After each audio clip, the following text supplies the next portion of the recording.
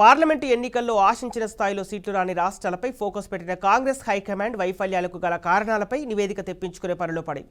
ఈ క్రమంలోనే తెలంగాణకు నియమించిన కురియన్ నేతృత్వంలోని ఫ్యాక్ట్ ఫైండింగ్ కమిటీ హైదరాబాద్లో పర్యటిస్తుంది. ఈ నెల 14 వరకు రాష్ట్రంలోని మకాం వేయనున్న కురియన్ కమిటీ ఇవాళ గాంధీ భవన్లో టీ కాంగ్రెస్ నేతలతో సమావేశం కానుంది.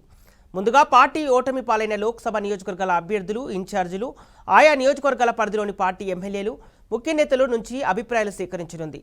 అలాగే లోక్సభ ఎన్నికల్లో కాంగ్రెస్ తరపున పోటీ చేసిన ఎంపీ అభ్యర్థులతో కురియన్ టీం ముఖాముఖి సమావేశం కానుంది.